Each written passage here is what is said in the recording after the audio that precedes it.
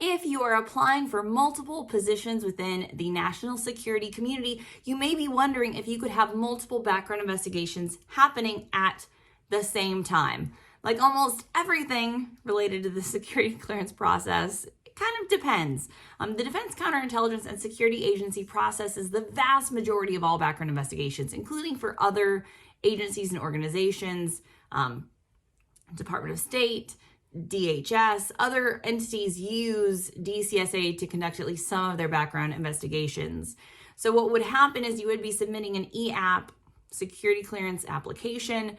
When you submit that, it will actually ask if you have ever applied for a security clearance before, or when you submit that, it should be clear for the security officer reviewing that, hey, this person has an investigation that they've started with this agency. You won't see the same type of investigation running at the same time. So if you're applying for a secret clearance and you fall within that 95% DCSA ecosystem, that will be processed within that ecosystem. Where you could have multiple investigations running is if you're applying for a clearance at a higher level. So you're applying for a top secret security clearance. That background investigation process is different.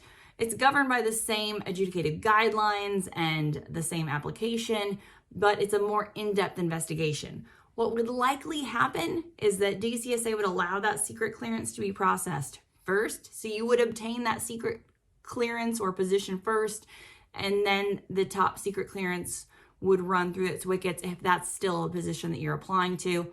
The other arena where you could have multiple background investigations running is if you're applying for a position with the intelligence community.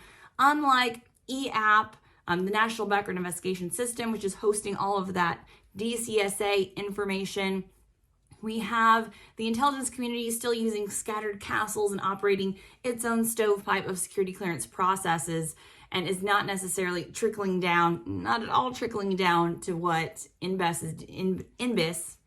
is doing and sharing their information. So you could have an IC clearance happening at the same time as you had a DoD or other agency clearance happening and not necessarily have that communicated. Always be upfront with your security officer.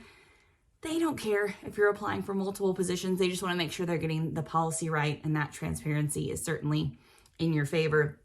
The other way it comes up is applicants wonder, hey, if I get denied at the TS level, will that affect my secret clearance? We've written about that several times at clearancejobs.com. Yes, if you are denied a clearance at the top secret level, that does trickle down. So if you have concerns, consult with an attorney or a security clearance consultant, because a denial at the TS level would affect your ability to obtain secret clearance level work. So it's worth considering if you think, hey, I think I can obtain a secret level security clearance because of my background, but if they start doing some serious digging, I'm concerned that I wouldn't be able to obtain one at the top secret clearance level. The adjudicative guidelines they reference are the same, but because there's just more depth to that top secret clearance investigation, sometimes things are uncovered that aren't at the secret level. So it's worth considering and thinking about. Again, do your research, do your homework. In general, multiple background investigations are not happening at the same time, but there are a few of these specific times when it could. For more about clearance eligibility, the adjudicative guidelines, and applying for the different levels and where all of these clearances are housed,